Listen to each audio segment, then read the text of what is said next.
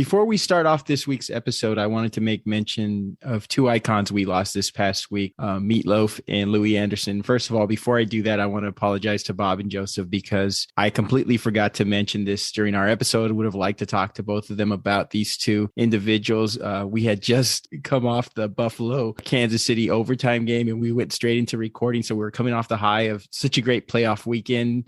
I didn't get an opportunity to ask them about their thoughts on Louis Anderson and Meatloaf. So my apologies to both of them, but just wanted to recognize the works and the memories that these two individuals gave us. Meatloaf, of course, just a powerful singer and a lot of memories. He's a little bit before our time, so there was a lot of things that we knew about him just retroactively through music that our parents and cousins and uncles listened to. But we all knew who he was, for the Rocky Horror Show, from, some of the things he did through working with the WWF. In 1984, he played the drums on Land of a Thousand Dances, which was a horrible cover, but it was good seeing Meatloaf there. Some of his acting work, a very underrated actor. He was great in Fight Club and in Black Dog with Patrick Swayze, which was, I think, an underrated movie. Meatloaf played the heavy in that one, and he was great. His collaborations with Jim Steinman are just incredible. I mean, just these big theatrical albums that he put out, and having this huge album in 1977 and coming back in the early 90s with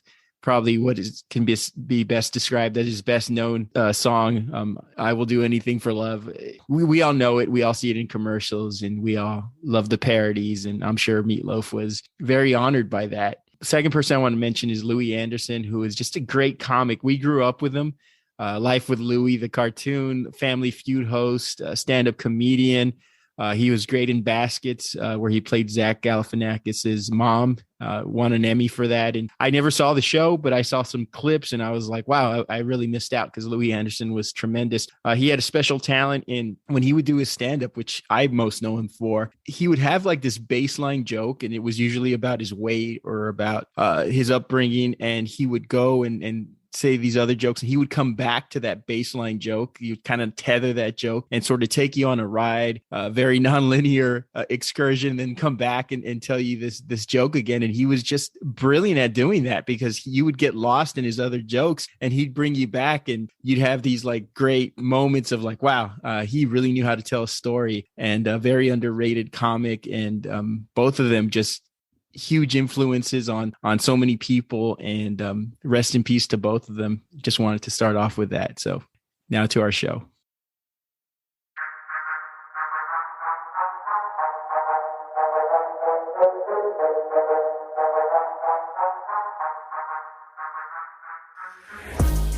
Are you not entertained? Are you not entertained? Is this not why you are here? Say hello to my little friend! That's it, man. Game over, man. It's game over.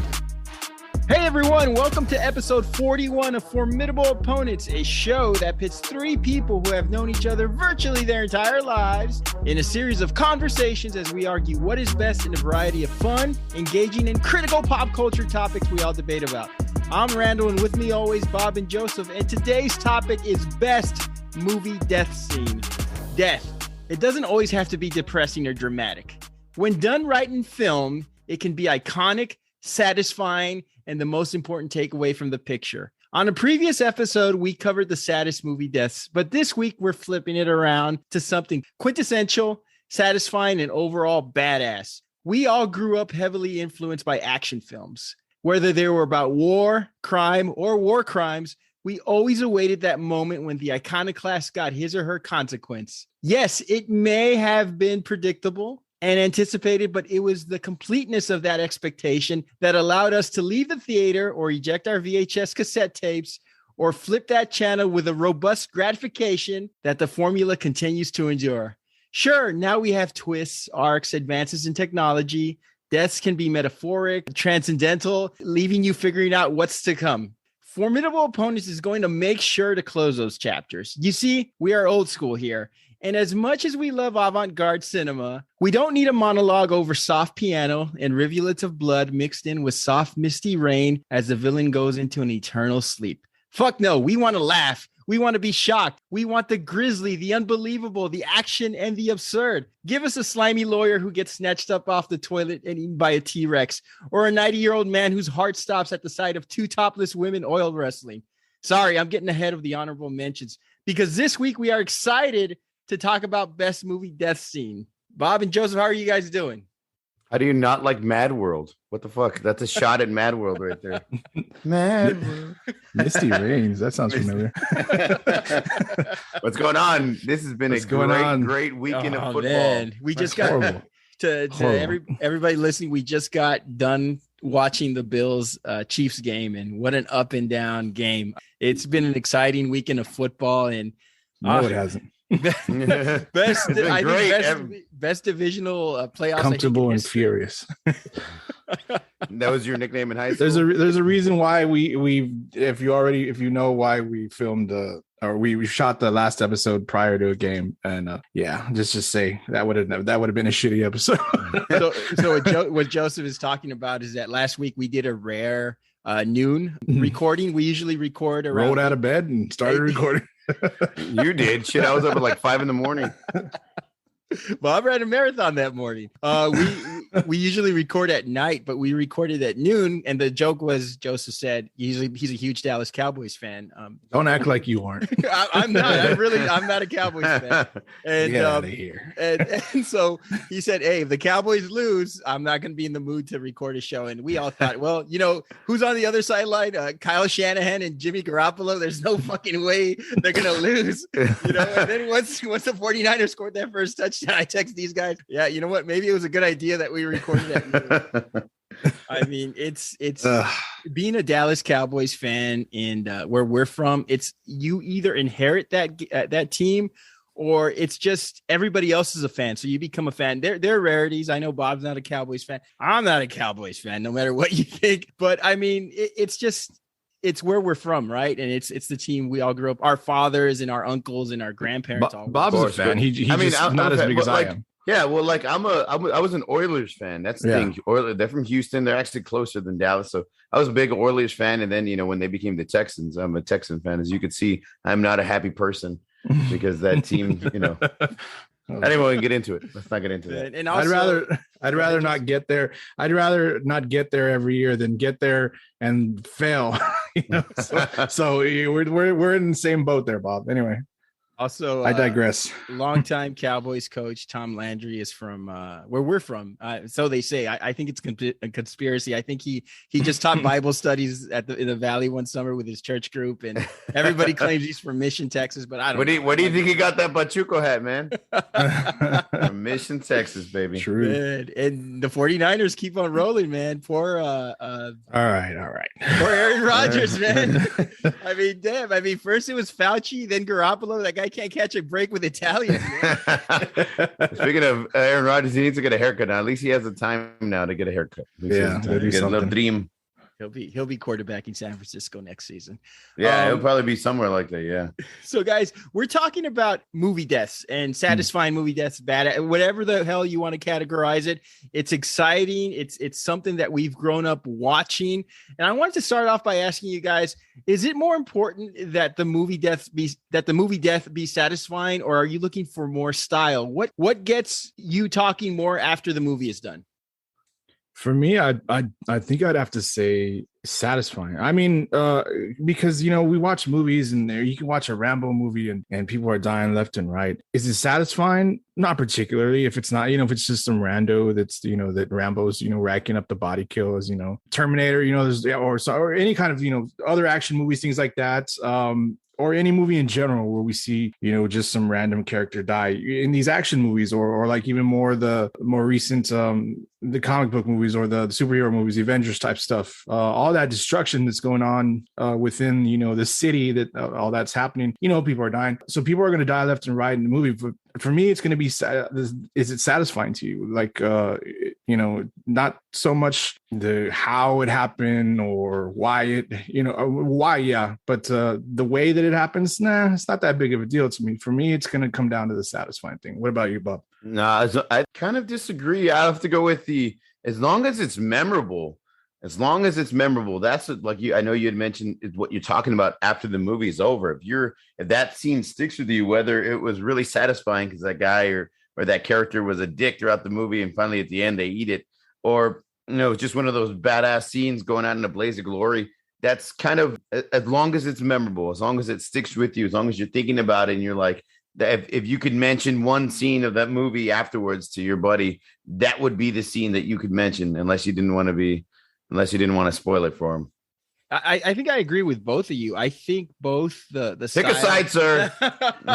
I mean, when you get out of a movie, when you're watching a Rambo or Terminator, or you're watching a Van Damme movie or whatever, you're always looking for that last death, because the action star is going to have his come up, or the bad guy is going to have his comeuppance, and you're looking to see how is Van Damme, how is Schwarzenegger, how's Sylvester Stallone, whoever, how are they going to kill this guy? What fucking creative way are they going to make this guy suffer? And how are they going to get revenge? And I think that's what we're always looking for when we're watching these action movies. I think we know what's going to happen. We just want to see how it's going to happen and how cool is it going to be, and how despicable the character will be. I mean, all important points. Agree with both of you. I want to ask you, what is it about action movies from the 70s through the 90s that still has us reflecting on those movie deaths? Have the more recent superhero and over-the-top green screen action flicks sort of desensitized us and made movie deaths less cool? I mean, what do you guys think? I don't know if they're less cool, but maybe desensitized is a good word. A lot of the CGI and green screen stuff,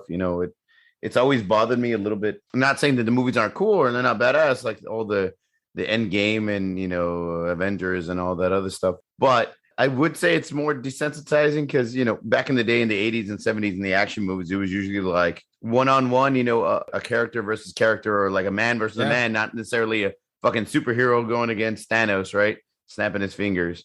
But I guess that would be the biggest difference for me. Yeah, I have the same, I think, and I kind of don't want to make this argument because I'm not trying to like push like movies and films, or I mean, they were kind of better back in the days. I mean, we can all kind of agree on that, but because now it's everything's like, so like if it's too violent, then it's too violent, and it gets a bad rap, and maybe the movie doesn't get made. But yeah, I guess maybe because the movies from the 70s to the 90s, I know it sounds horrible, but it's mostly people killing people, situations like that, like Bob mentioned with as the question was asked, the superhero movie, the green screen effect stuff. These movies we're seeing, people die, people are dying in them, but they're it's somebody, a superhero killing an alien or some shit or some something from another world type thing. And we have a lot of those movies. Like Bob said, I love those movies too. I think they're great movies. I love the story. We were comic book fans, so I'm never gonna not love to watch those movies. But I guess the maybe the reason why we talk about more the movies back then for 70s and 90s is because we actually saw people killing people, I guess, in movies, as the story called for it. Hopefully not any situation where it was just some random, acts of violence. I mean, Charles Bronson, you had to give him a reason for him to shoot your nuts off. I mean, that was, and the thing is, like, fucking Bronson, man. I can't think of any other examples of more recent. I mean, Tarantino movies, obviously, Kill Bill 1 and 2, and also Machete. I can't think of any other movies that really harken back to like those 70s, 80s sort of gory violence, vigilante, like shoot 'em up, where it's like low budget, but it's just like cool and visceral.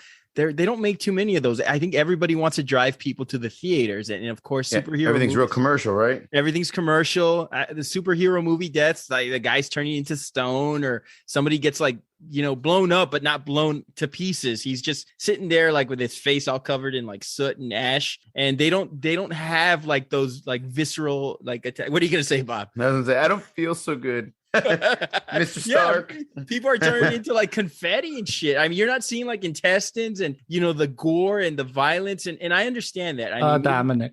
Like a Predator was fucking awesome. Predator was, oh my god, Predator's an all. We're not seeing shit like Casino or but I mean, there's still people doing that. I'd still say, like, even like something like The Departed, as great as the movie as it is, how much violence did we really? I mean, people got shot. Shoot Leo in the fucking head. But they didn't. I mean, it wasn't like they were like quick, like and it's done. He's out. And so we still have some of that. And then you mentioned Tarantino. His most recent movies, they've all been like movies that took place in later times. So it wasn't like, and not that I'm not complaining. I love those movies, but we're not seeing anything from Tarantino like where he films a story that takes place now. So how would he do that now? Film something now, and do what he does with his movies, which tend to be violent, which we're not complaining or anything like that. Right. I'm just wondering if, one, does he have the story, and two, is he allowed to do something that would take place now? We're at now. What happened to then? We just passed then. When? Just now. When will then be now? There are a few movies out there. They're few and far between, which leads me to my next question, guys. Is there an action movie or movie that that is sure to have like a high body count that people who may be surprised to find out you haven't watched? Like, I don't want to quote and say guy movies, but like an action movie, you would think like all your friends have seen and they'd be surprised that you haven't watched yet. John Wick. I haven't seen the series. Oh my goodness. Oh, yeah. I've seen some of part one only, but I've never seen the whole movie start to finish. I haven't seen part two. I haven't seen part three. Good movies. So yeah, that's one big action movie that I've always wanted to see, and I've just it's never happened. For me, I'd probably, it's not movie, but I guess you can kind of, because I think the show was an hour long. I've not watched Game of Thrones, so I'm not gonna lie. And so no Game of Thrones. I'm sure there's plenty of killing. There's plenty of deaths. I know there's plenty of deaths and killing. So that's, and when Bob's always giving me shit for that, and anybody else that asks me a question or something about, like, I'm sure we have another friend, Danny, who would probably not give me a bunch of shit too if I didn't. I think he knows that I've never watched, but I mean, if he didn't, yeah, that'd probably be it. I'd have to say that. Movies, not really. So. What about you, Rand? Game of Thrones is kind of like a long ass movie. It is. There are a few of them. I have a few that I want to mention, but the one I want to mention is I cannot believe I haven't seen this movie. But let me give you a few honorable mentions. I've only seen the first Mission Impossible movie. I haven't seen the rest. Something about Tom Cruise being. No, Mission Impossible 2 was the best one. Was it? I have not. I've seen the first one. I have not seen the rest of them. I haven't seen any of the Bourne movies. I haven't seen Bourne Identity, Supremacy. They all sound like white hate groups. Supremacy, Identity. I did Legacy. They're badass. I've seen the first couple of them. I think I've seen all of them, man. But I have a Bourne Identity story. So I was working at a college there in South Texas, and we were talking about action movies, and the student was talking to me, and I said, "No, I have not seen any of the Bourne movies." And he's like, "No, sir, I'll bring them to you. I'll bring them to you so you can watch them." And I was thinking like, he's going to lend me his DVDs. So he comes like with this old, like raggedy CD case, like the kind like you had like in like 1993. And he gives me these movies. And I was like, okay, I'll watch them. And so he asked me, a weekend passed and I didn't get to them. I hadn't unzipped the pouch or anything. And he is, "Hey sir, did you watch the Bourne movies?" And like, I'm lying to him and say, "Oh yeah." And I'm just like reciting like the scenes from like the trailers. Like, "Oh yeah, the part where in the bathroom where he fucking flips the guy and they find out he's Bourne." And I'm like making up shit on the fly, kind of like what I do here. And so another weekend passed, and I was like, you know what? I should watch these movies. I should like unzip this thing and watch it. So I unzipped this CD pouch, and they're like bootleg, like from the flea market. Like he spells Bourne BORN on the CD. Isn't that the way you spell Bourne? Not the last. I was born on this date. So I put on the first one. I put on the first Bourne Identity on my DVD player. It doesn't play because it's a scratched up bootleg. And I'm like, crap. So I put on the second one. I think the second one was Bourne Supremacy. I put that one in, and it's like you could tell, like at the beginning, it looks like it looks like the negative from the movie, like from the 1930s, and it's like somebody filmed it from the theater, and the camera's shaky. And I'm like, he gave me fucking bootleg versions of this movie. I can't watch them. So I remember returning the CDs to him or the DVDs and telling him, yeah, they were great movies. Thank you for lending them to me. I hope he's not listening. But the one that I have not seen, and when I was doing research for this episode, I did catch the final death scene or the death of the villain, was The Professional, Leon the Professional. You've never seen The Professional? Never seen that movie. Holy shit, that's one of my all-time favorite movies, man. Natalie Portman's first movie, Jean Reno, Gary Oldman, who I love. And yes, he plays a badass character in that movie. I have not watched that movie, and I just saw. I went almost 30 years without seeing the ending, and I saw the ending doing the research on this, and I'm kind of kicking myself. It's still on my to-do list. You got to watch that movie. That's that's a really, really good movie. Like I said, one of my all-time favorite movies of all time. I've heard it's so good. What about you, Joseph? Have you watched The Professional? If I have, man, I'd have. I don't want to say yeah because I might have, and because sometimes I'll just watch some random movies. I don't think so. I probably not. I'm Gary Oldman. Who the hell are you guys? It's like we've known each other our entire lives, and you've been saying, God damn it. So we'll move on. But Professional, it's on my to-do list. I'm going to catch it this year, I promise. Let's go ahead and move on to our honorable mentions. Let's talk a little bit about what did make the cut, but what were some of the best death scenes. I'll Joseph? go first. All right. Yeah, there was I'll just keep it short. I wrote a short list so we can. I mean, there's a lot. So I'll just go with real quick. In Diego Montoya getting his revenge on the Five Finger Man. I don't recall his name. Six Finger Man. Excuse me. I don't recall his name. I don't remember it. I got Gogo from Kill Bill and Vernetta Green from Kill Bill. These two, to be honest with you, I thought about picking both of them, but the fights were. I went back and forth on whether or not the action I thought was real good, but the deaths. I mean, obviously, I love that movie. The T-800 from Terminator 2. Or Arnold, or he doesn't have a name, so we just call him the T-800 from Arnold. When he gets smashed from Terminator 2. Excuse me. No, when he goes into the fucking. Oh yes. I'm not talking about T-1000. I'm talking about Arnold. This shit's. Arnold with the thumb up going into the lava. Yes, sir. Buddy Israel and Primo Sparazza from Smoking Aces. I don't know if you've seen that movie. Movie. The end. That's fucking memorable. It's nothing too crazy, but anyway, Priest Valiant and Bill the Butcher cutting from Gangs of New York. Both of their deaths. Awesome. There was some people from John Wick that I was going to mention too, just real off the top since we mentioned it. But now that I know that Bob hasn't seen that movie, I don't want to say who died and who didn't die because I think you should go check it out. I want you to go. The puppy. I'm just still going to watch it. The dog. What'd you say? The dog. I already know about the dog, Joseph. They're great movies, man. Check them out. Anyway, what do you got, Bob?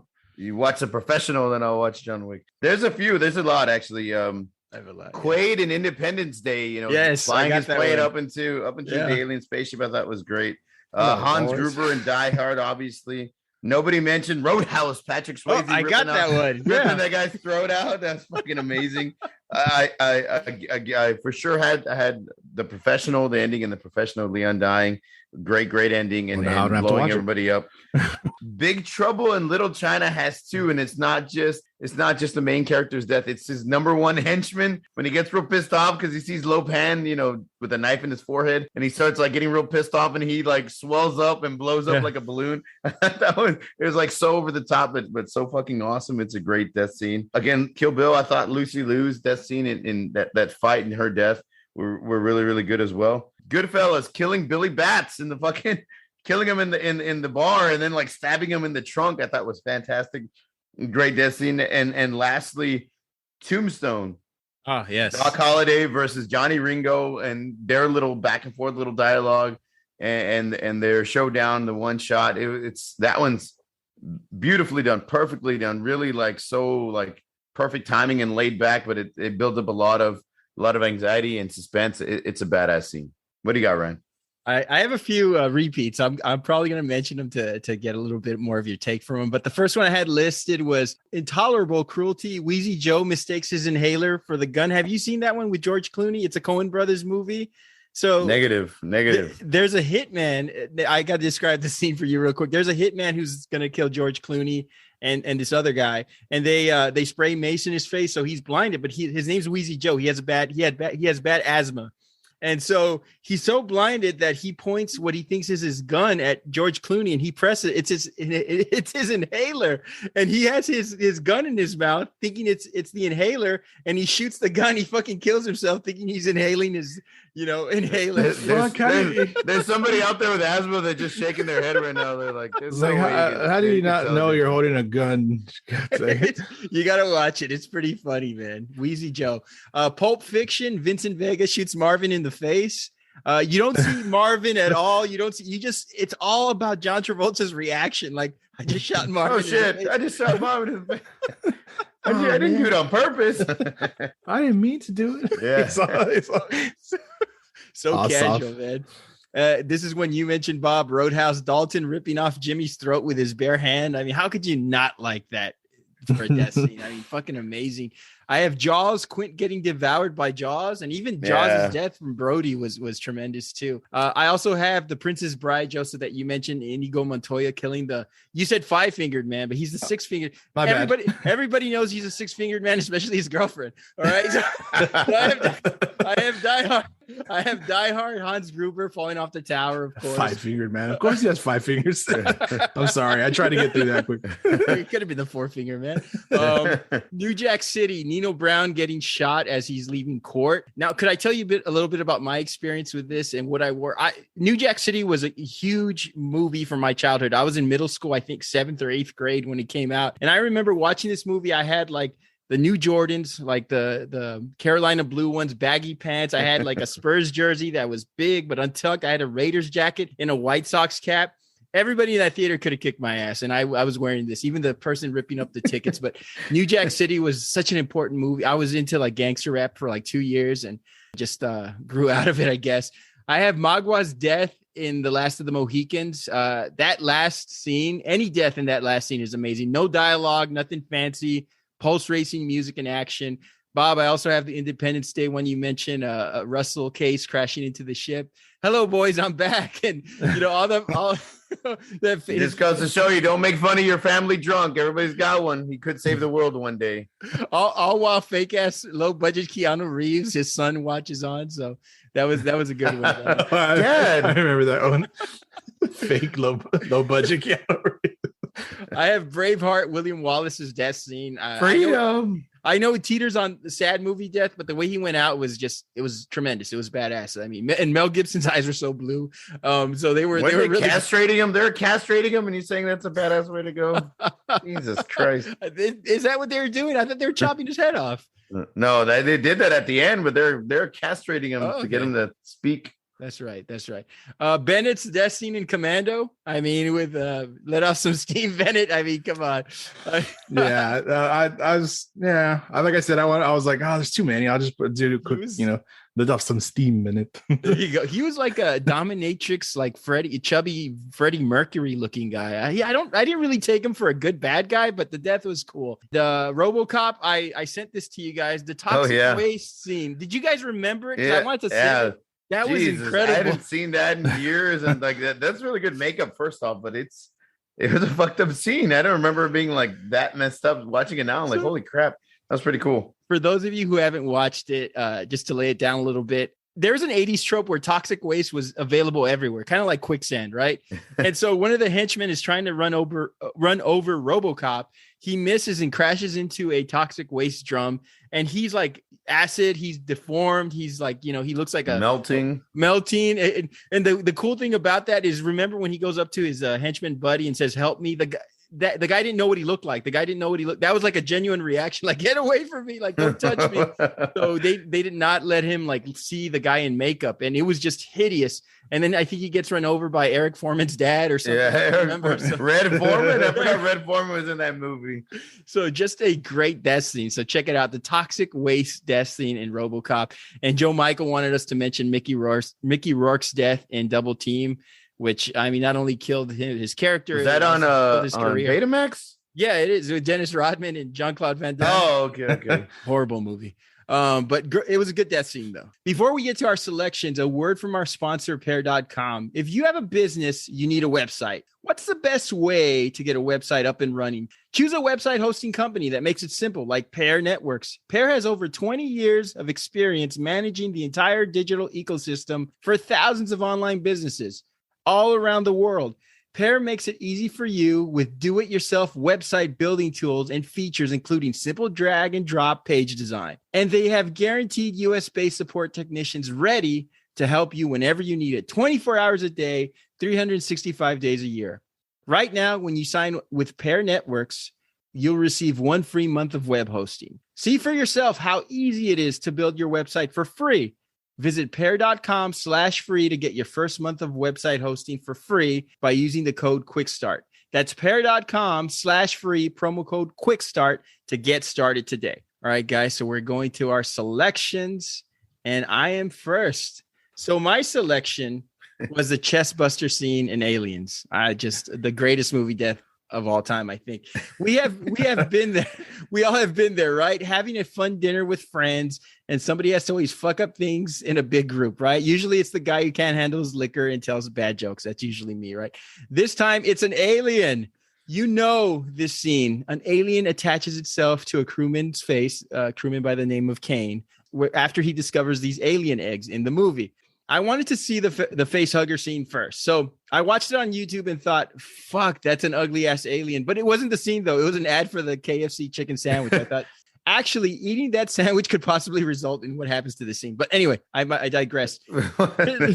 Ridley cites quarantine regulations that she doesn't want these crewmen who went out, discovered these alien eggs to come back on the ship. But the asshole men in this film ignore her, and they do that constantly throughout the movie, and allow Kane and the exploration crew back on board the ship so they could get this alien face hugger off this man's face. So the scientists are trying to figure out a way to get the alien off Kane's face, right? Parker is a great character in the movie, played by Yaphet Kotto. He suggests to freeze Kane. They don't listen to him. After a while, Kane seems okay, nothing too harmful after the alien voluntarily detaches itself from his face. The crew is having their last meal. They're about to get going. Chaos ensues when Kane appears to be choking. There's terrifying tension. Everybody's acting in this moment is terrific, and it seems so genuine. A man is going through the worst pain anyone can imagine. It's like childbirth, but what comes out was actually cuter than most newborns. The alien didn't put on a top hat and sing, "Hello, my baby. Hello, my honey. Hello, my ragtime gal." That was from another movie. I'm sure we're going to talk about it.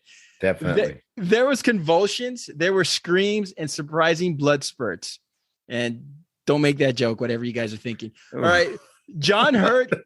People thought that the rumor was that the crew and the cast did not know that they weren't aware of all the blood jets and explosive effects. So he said everybody knew there was going to be a lot of blood spurts and stuff, but they didn't know when it was going to come. And that's why you saw the amazing, genuine reactions and people falling over and people like completely shook about what was going on. Anyway, after the alien pops out, Parker, once again, being the smart one, wants to kill it. But the science officer who goes by the name of Ash, who later we discovered is an android.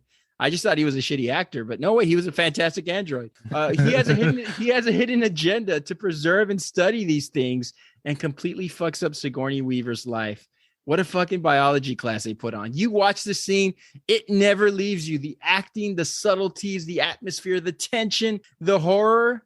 I mean, what a cool death scene. This alien pops out. People are freaking out. There's genuine reactions. Ridley Scott does an amazing job just creating the tension. And there's a pause in it after the alien bursts out where it's like, wow, what the fuck is going on? Coolest death scene I've ever watched. What do you guys think about it? I can't watch this scene without thinking about Spaceballs.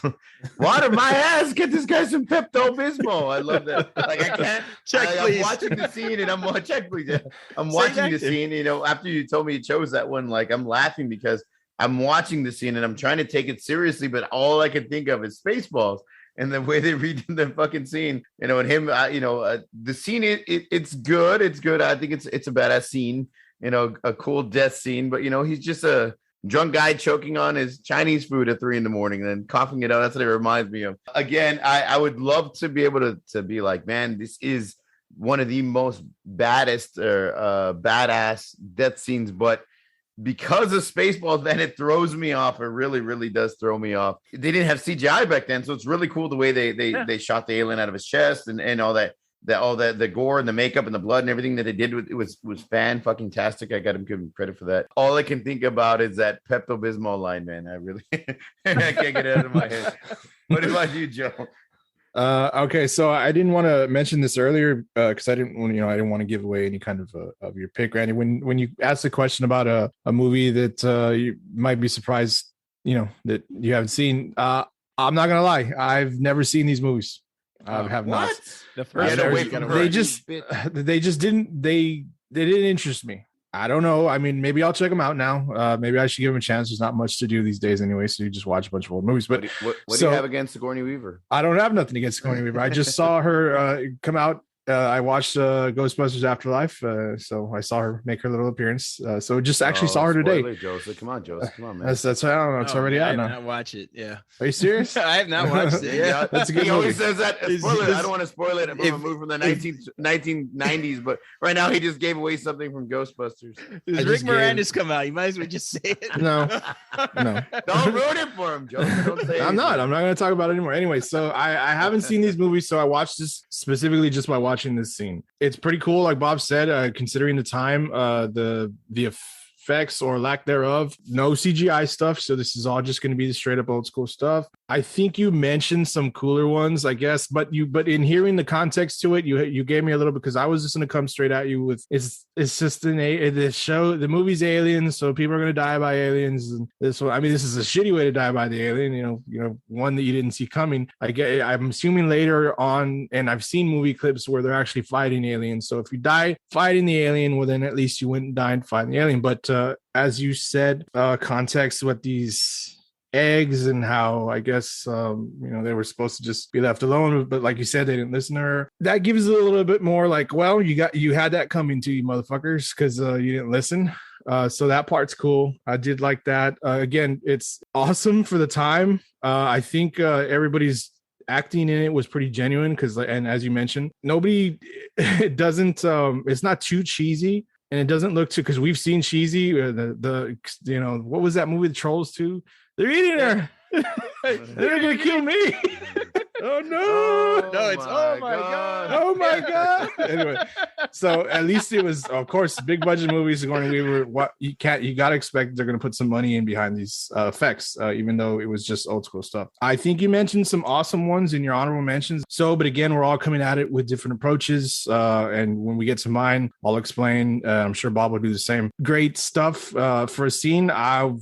You know what? I'll give this one a try. Like I said, I was completely honest, so I'm not going to rip on it too much. I just think you mentioned some better ones in your honorable mention. I got to go watch this movie. Said that immediately. So take that as it is. Hopefully you're not, hopefully nobody's giving me too much shit just because I haven't seen the movie. So what was that? Was that a cooler alien scene? Well, speaking of aliens and Predator, I know they kind of blended the two. But of course, together. I know the Pepto-Bismol. I'm sorry. Yeah, the Pepto-Bismol. So yeah, I thought about that immediately too. When it opened its mouth, I was like, say it. Hello, my baby. Yeah. So aliens and Predator, they kind of got tied together, and they did those, attached movies. None of us mentioned Predator. There's a bunch of cool death scenes, especially the very ending where like Arnold and the Predator kind of go at it, and then at the very end, the Predator decides to fucking kill himself and it explodes. So that way, him and Arnold die. Of course, Arnold survives, but I thought that was a pretty badass scene.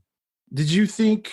I'm sorry, off topic, because you've seen that, and I know Sigourney's come out in more than one Alien movie, right?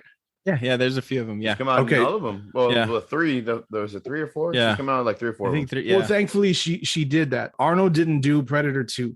Do you think because of that, the Alien franchise wins by default against Predator because Sigourney kept going? To me, Predator is a standalone. It's Predator 1 with these it's 5 badass guys. That was a cool fucking movie. Yeah, the second one, Danny Glover's fucking badass, but it didn't have the same feel at all. Didn't have the same feel. And then you got all those spin-offs later. So, all right, I got you. I'm sorry. Off topic. I know that was off topic. No, that's a good question. I did want to make a point, and I think both of you mentioned this. This movie was from 1979. There was no CGI. Mm-hmm. It was like the way they used to do movies back then was that the tension was the horror. The way they did with Jaws, the way they did with Predator. Now when you have these, and the way they did with The Thing as well. Yeah, they stole that from Hitchcock, man. That was all Hitchcock. Yeah. And I think another reason they did not only because it worked, as you mentioned, it was an old Hitchcock trait, but also because there's something about the unknown that gets us more terrified. The anticipation is part of the ride. And I think now with a lot of horror movies, they're very like visceral, and you got to like see it and things have to move quicker because it doesn't capture our attention. So I think the fact that, because in this movie, you don't see the alien very often because it's hiding in air ducts. It's picking off people one by one. And I think it was very strategic because they didn't have the technology to say, let's all fight this alien. How do we make it to where there's a lot of one-on-one scenes, and the alien just happened to be something that was a smart enough entity to start picking people off one by one. And I think that was the beauty of it, is because the suspense was there. And people might say, well, 70s, graphic and 70s lack of CGI, but it lasts. It's better. And here we're talking about a movie that's over 40 years old, and it still holds up. You watch the scenes today, and they're as good as anything that gets put out. And I'm not just talking about it because it's my pick. I think that says a lot for a lot of those movies. They just hold up. We just talked about Predator right now as well. I was going to mention The Thing. They kind of did the exact same thing in The Thing with Kurt Russell. They had that same kind of build up and tension and all that kind of thing. Because that one came out in what, 83? I think early 80s. Yeah. But no, I mean, just a fantastic movie, and I mean, we're just reminiscing about those. Next up, Joseph, what was your pick? All right, so I had I never knew how to say this right, so I believe it's pronounced Commodus. I believe it's that's how you pronounce it. Commodus from Gladiator. I hope you all remember that. Commodus. All right. Commodus. Anyway. I'm just gonna say Joaquin Phoenix's character. Joaquin Phoenix's character. Commodus. Right, yeah. Commodus. Yeah, Commodus. From the 2000 movie Gladiator, of course, the film that probably made Russell Crowe's career. You can argue that if you want, but if you go back and look at his other films, I think that, Commodus, played by the great Joaquin Phoenix, another great name, possibly one of my favorite actors. Jack Owens has the ability to take on a character and just become that character, and you either love him or hate him in that movie, that character that he's playing. I just think look at the Joker and any other performance. It's awesome. Anyway, in this case, we fucking hate him. Credit to his performance, though. Yeah. Commodus, the cowardly prince of Rome, son of Marcus Aurelius, is this little bitch who thinks he's going to become emperor one day, only to find that his father finds him unfit to rule and says that his most trusted friend and General Maximus will be his successor. Enraged by this, of course, the prince suffocates his father to his death and is later crowned emperor. After asking Maximus for his loyalty, which he refuses, he has him arrested and orders his wife and son killed. So all that aside, he's this spoiled, whiny bitch. I can't call him ruthless because he doesn't necessarily do anything himself in the movie. He always just kind of has everybody do everything for him. He's just a fucking punk. He later taunts Maximus about his wife and son. Later, I mean, as the movie goes on, you learn that Maximus survived, and he comes back and swears revenge and all that junk. Later on in the movie, I mean, Commodus has been an asshole, taunting Maximus about his wife and son, and basically wanting him to attack him in the scene so that basically the guards can kill him and take care of it for him. In the end, to win back the approval of the people, he challenges, because everybody's starting to not like him. They think he's a bitch. They love Maximus more. They cheer him on. In the end, to get their approval back, he challenges Maximus to a fight, making it the spectacle that it is. But again, he's the piece of shit that he is. He stabs Maximus in the lung before the fight to gain an advantage. The fight itself is not the longest fight, and there's nothing super crazy about it, but it's good. We enjoyed it as the audience. Maximus ends up disarming him. They're fighting with swords. Commodus even has like a fucking hidden blade pulled out. If you remember that, he pulls that. I mean, he's just a fucking punk. First he's trying, all these tricks to win. In the end, obviously, we know that Maximus is victorious in killing Commodus and getting the revenge, and we cheer. I mean, we loved it. I remember when I watched this movie, I hated Joaquin Phoenix. I talked about this to this day, or not Joaquin Phoenix. I hated the character, and I praised his performance because he's so awesome in this movie. I think after all of that, I believe it was well deserved. To me, this was more of the satisfying nature. I was so happy to see it finally happen. When it did, he got what was coming to him, and it was about time. Oh, and I forgot. I believe he basically threatened his sister and his nephew to kill his nephew if she didn't love him and bear him a child. So this guy fucking deserved it. I mean, I was so happy, and when it's a satisfying death to me, and I think to me, that's what's awesome about it. He finally got what was coming to him, and we loved it, and we cheered it on. How about you guys? Do you like movies about gladiators? No. Do you remember that from Airplane? A little Airplane joke, just in case anybody. What was that supposed to mean? Okay, you probably shouldn't be wearing white to a fight to the death, especially after Labor Day. White boots, man. White boots.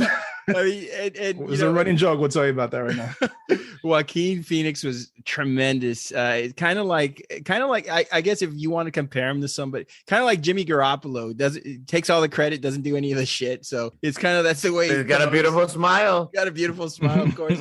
A very satisfying death. Great revenge theme. Love this movie. I remember watching it in the theater. I saw a late showing of it. Great revenge theme, but the killing of Commodus was a bit anticlimactic for me. And Commodus stabs Maximus in the lungs, has his guards surrounding him, pulls out a dagger from his sleeve. Like maybe, some females from the Valley whom we might know in a bar fight, they would probably do something like that. And I mean, he still loses the fight, right? Joaquin Phoenix does an amazing job playing this despicable emperor. And it's funny that you mentioned that you haven't seen any of the Game of Thrones episodes, Joseph, because he's kind of the blueprint for like guys like Joffrey, don't you think, Bob? In Game of Thrones, kind of like that. Yeah, he kind of has that perfect little attitude. Yeah, very similar. This is something we've watched with movies and TV shows. I'm sure he wasn't the first, but he certainly created the power hungry or helped to like perfect the power hungry, whiny, you can't wait to see this guy suffer and die character. And I think, and I know you haven't watched it, but Joffrey dies a much more satisfying death than Commodus does. That's my biggest gripe. I would have loved to have seen the guard betrayal played out more, some groveling, and Maximus should have pulled out his throat like Dalton did in Roadhouse.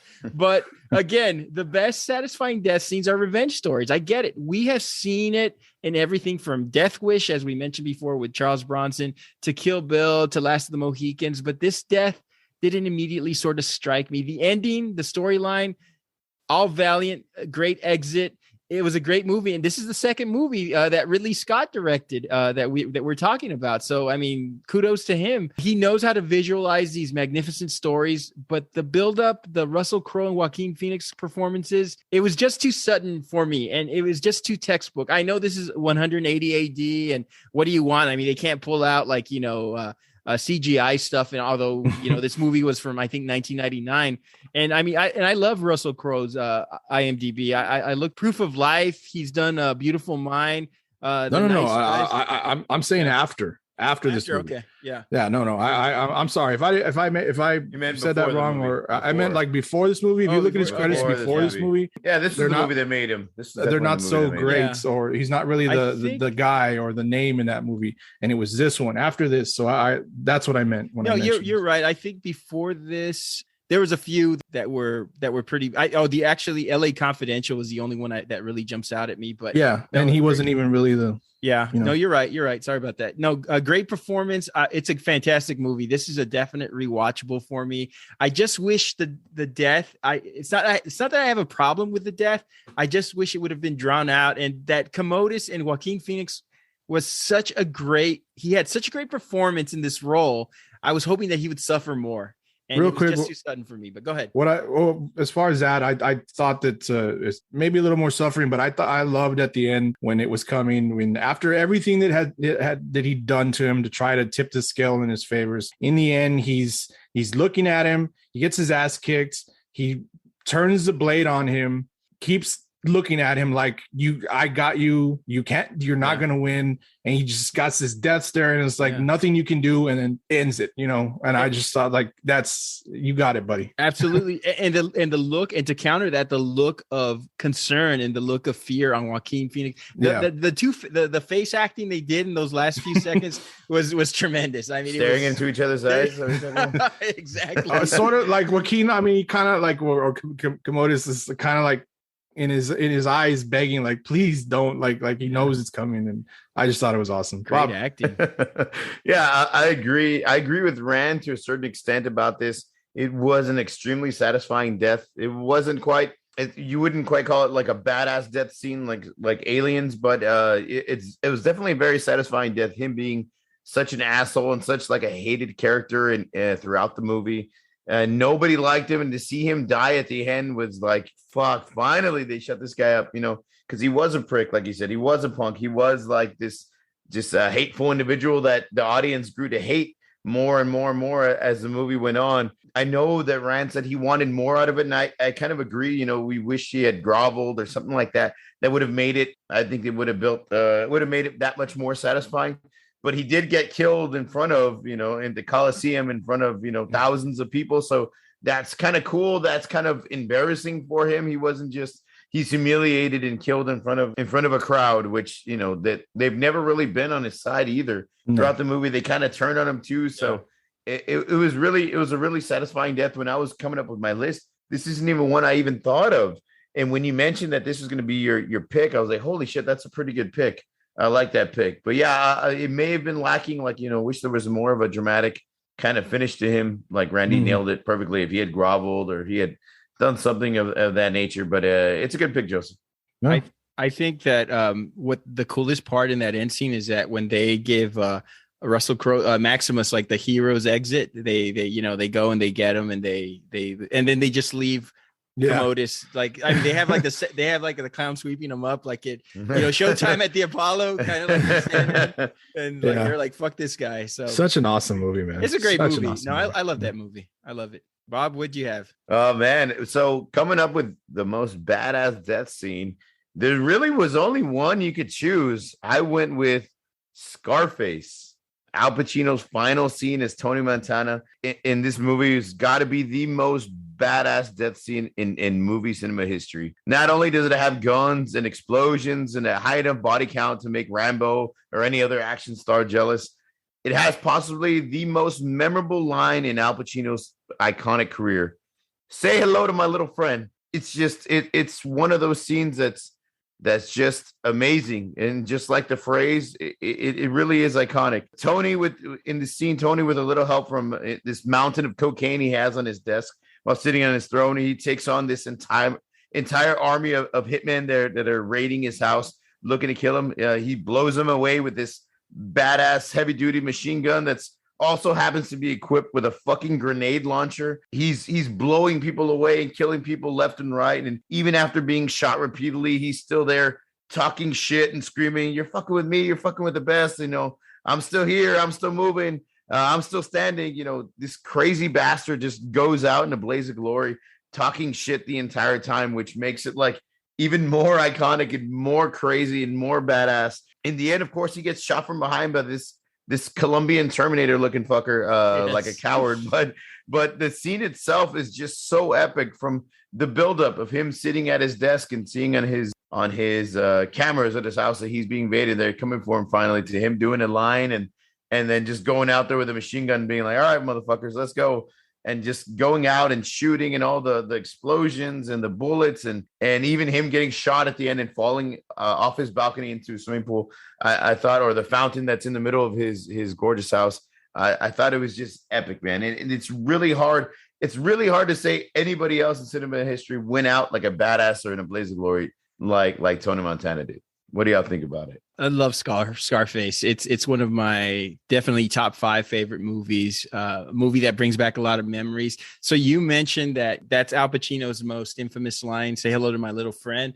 I like to argue that maybe "Hoo-ah" is probably or my favorite, because she has a great ass and you have your head up in it. Hoo-ah was not necessarily a line. I think he was just clearing his throat. Hoo-ah. Hoo-ah. Hoo-ah. But no, I mean, yeah, that is his best line. So much going on, so much chaos. I mean, I love it. By the way, no exaggeration, the 80s were this fucking crazy, by the way. I was going to mention how Randy always says, but cocaine. Exactly. Scarface is a movie that I saw at a very young age, thanks to some of my older cousins, some of them that you both know very well. I was around 7 or 8. I shouldn't have watched this movie at such a young age. And it was the first movie I seen. Like, we all made the joke about how Titanic was 2 big VHS blocks. Well, Scarface was the first VHS movie that I remember that it was 2 separate VHS tapes, because it was a long movie, these 2 big blocks. And I remember all my cousins owned it.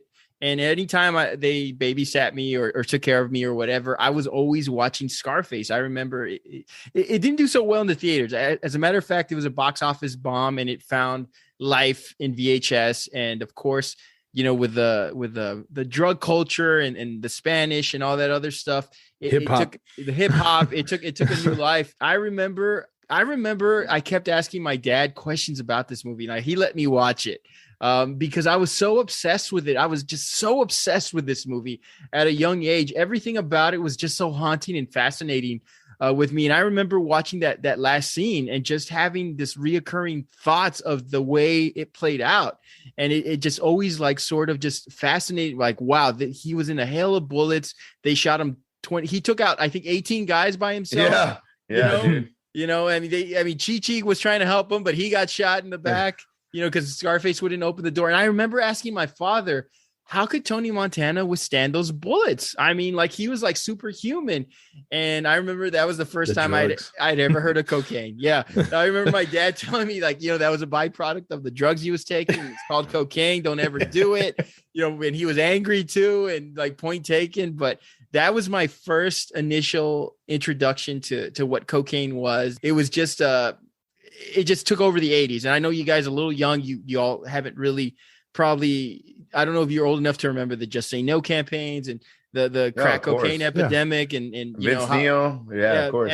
Everything that was going on. I mean, just cocaine. I mean, John Belushi, Robin Williams. I mean, you could go on, and everybody was doing it as a recreational drug, and it just became this big business, and it was killing people and causing people to do some crazy shit. Tony's sister Gina lays dead in the scene. And at this point, he's completely lost his mind. He has this strange overprotection for his sister, which I don't know. It just kind of was weird throughout the whole movie. Yeah. He's drug fueled, emotional, psychotic. And we're in this beautiful mansion. And here's a little trivia. Steven Spielberg, who is a close friend of Brian De Palma, who directed this movie, visited the set during that shooting of the scene. And he directed the low angle shots when the attackers first enter the mansion with the grappling hooks and they're running through the yard. And of course, you mentioned the iconic line, "Say hello to my little friend."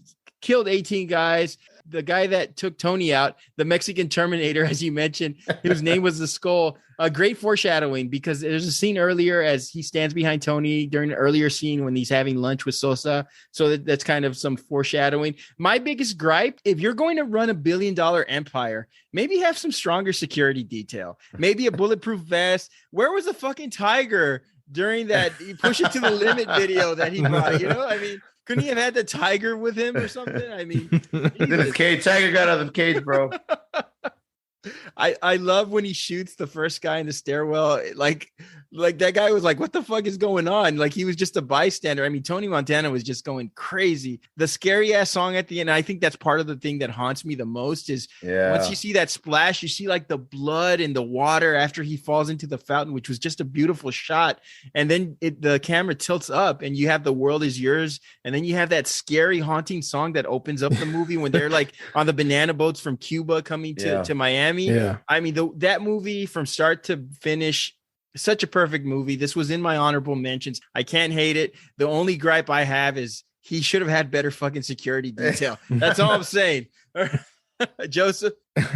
Yeah, no, a lot of what you just said. We all know this movie. We love this movie. I don't know. Maybe it was the violence that maybe I'm just surprised. Maybe it was the time because of how popular this movie has been or is now still to this day, and it having such the shitty box office run. True, I mentioned when you were talking about it, my first interaction with this before I saw it was rappers had posters of this movie all over everywhere. So you saw this everywhere. I mean I probably didn't see it as young as some of my friends did, but so eventually you checked. I mean, it's huge. So I don't know. I mean, it's weird to think that it didn't have that run. Interesting how we all had like with our picks, I guess. Randy's, yours was more this badass, awesome, death, the fucking alien coming out of the body. It's this crazy fucking thing. For me, mine was satisfying. It was more of the death wasn't so crazy, but it was just the amount the fact that it was so satisfying. And Bob picking this one, this gun battle, going out in a blaze of glory. Great scene, obviously, great movie. I love it.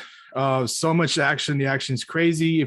My gripe is, and this guy, the Skull, he's like, I don't know if somebody's gonna kill Tony Montana after he's killed 18. How many did we say? How many people did he have? Don't say because he had a receding hairline. You didn't take him seriously. No.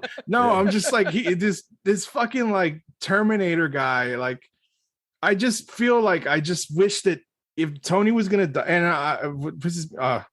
I'm not knocking the film and I'm not knocking the pick because this is a great death scene. You know, he goes out in this blaze of glory. I just wish that his death was a little bit, because it kind of, I don't know if I'm kind of doing what you said, Bob, but I guess it was just the death isn't so, the build up to the death is crazy.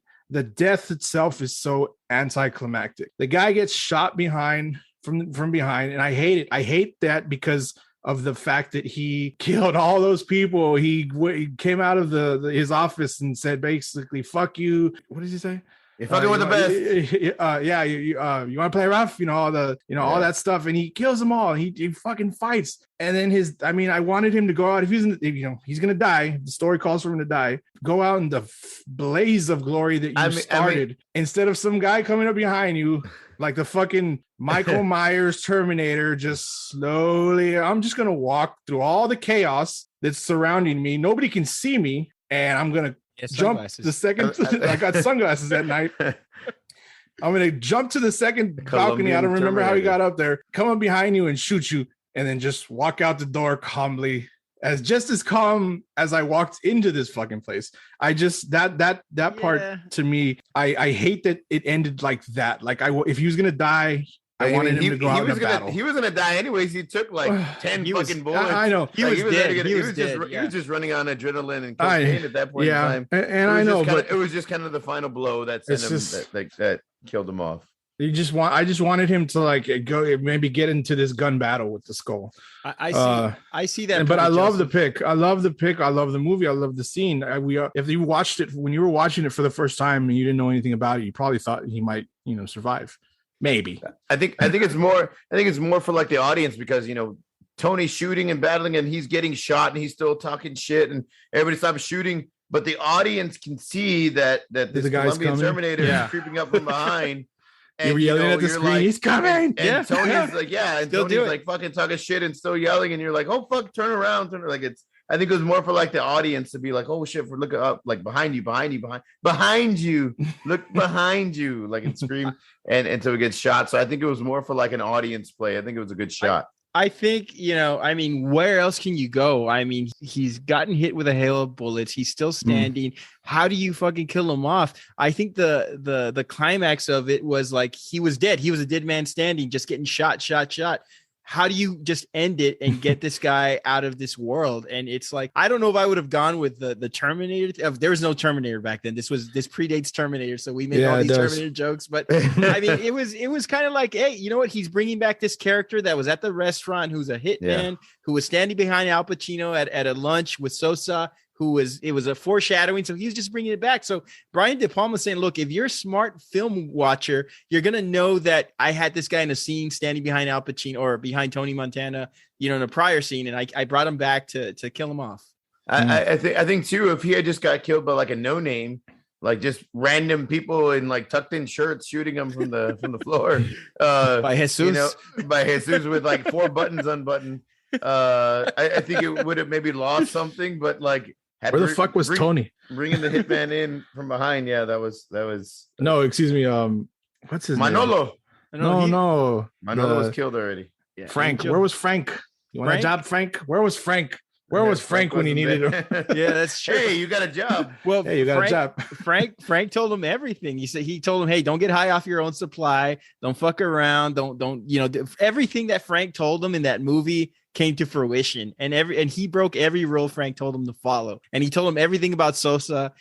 Tony Montana just had the biggest balls in the world and said, I don't give a fuck. I'm going to do it the way I want to do it. And that's why he died. At least Michelle Pfeiffer survived. Yes. I love the movie. I love the scene, Bob. It's a great pick. And I'm not trying to knock it in any way. Yes, you are.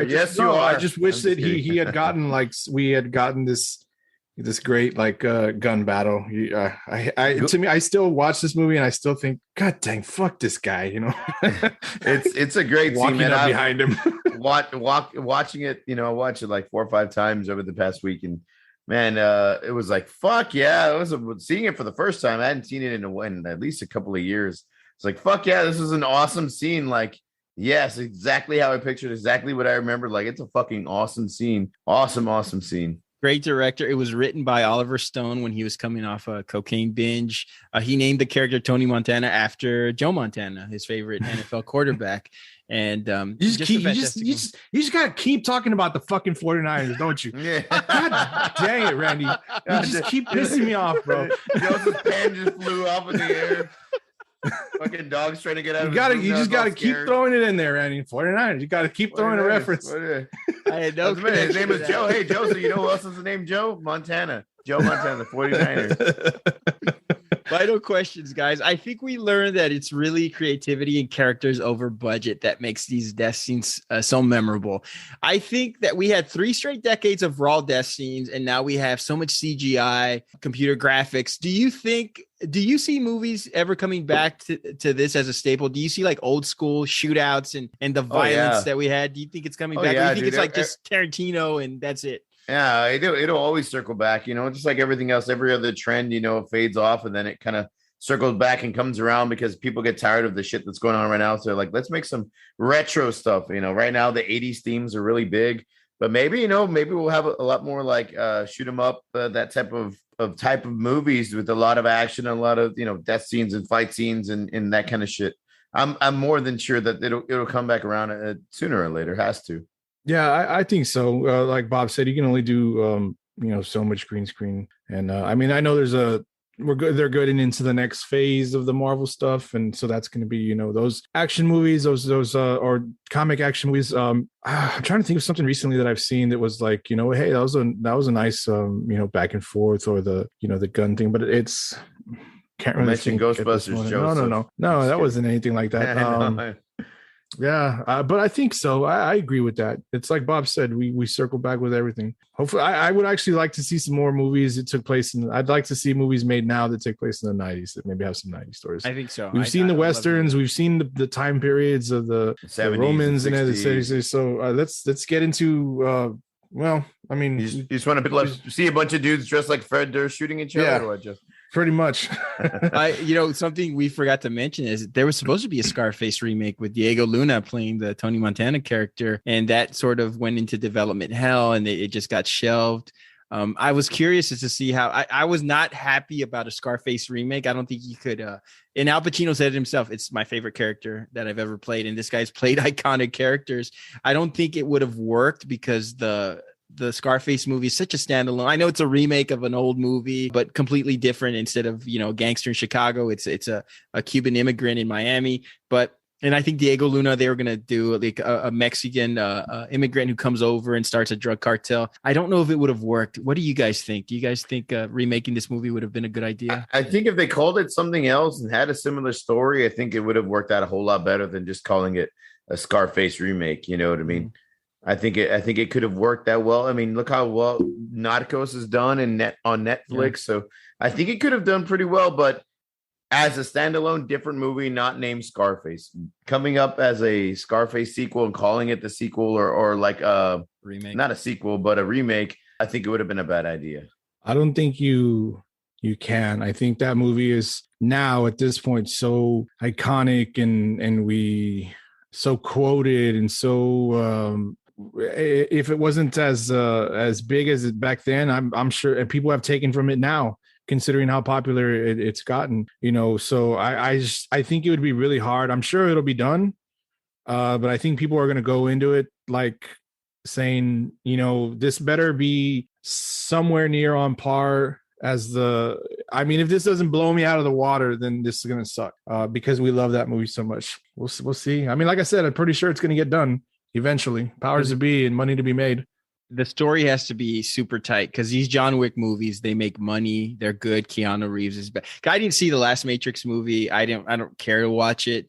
But the John Wick movies, I'm all in. I know you said you haven't seen them yet, Bob. Check them out. They're really good. But I think movies like that, where it's like stylistic violence, but there's a good story behind it and a big budget behind it. Those I like to watch. I saw The Tax Collector. It was I don't know if you saw that movie. I have not. About these two guys. It's that work for like a major drug dealer who basically. Is this the one with with What's his name? Bobby Soto and Shia LaBeouf. Shia LaBeouf. Yeah. Yeah. Was it badass? Was it cool? You know what? I dug it. I thought the story was could have had some stuff fixed. The action was pretty good. I thought nothing was too over the top, but the story could have used some work.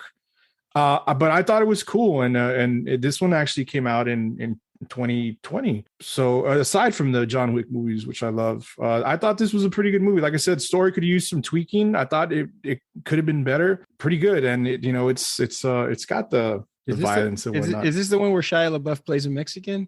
Yeah, he does.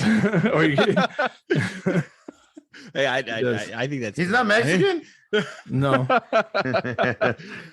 So before we leave, or guys, or a white guy who's very much grew up from the barrio, around like the barrio type, like character. the lead singer from Sublime. Okay, all right, cool. Yeah, All right, gotcha. so that. Any last words on movie deaths, guys? Just don't make them cheesy. The cheesy ones are dumb. I prefer a lot to see. I'm glad a lot of these. I know some movies have stories where involve children, and I'm glad we don't ever see anything like that. Hopefully, nobody has ever done anything like that to advance the story. So just keep them. Keep doing it as you're doing it. Get away from the green screens. I know they use squibs, stuff like that. And they, for the most part, they look good. Just, don't kill somebody in a movie for the sake of killing somebody in a movie. Make it mean something, and make it be satisfying, cool, or something like that. Yeah, I agree 1,000%. Develop these characters so that way when they do die, it's really sad, or it is really like satisfying, or have them go out like in a blaze of glory, like we said, really in a really badass or cool way. I think that any movie death should be significant, and they should try to make it significant in any way, shape, and form they want to. But it should be it should be a focal point. I think if they're going to do it, they should do it right. Feel the way Buffalo Bills fans feel right now. Oh, just shit. Imagine all the tables being broken right now.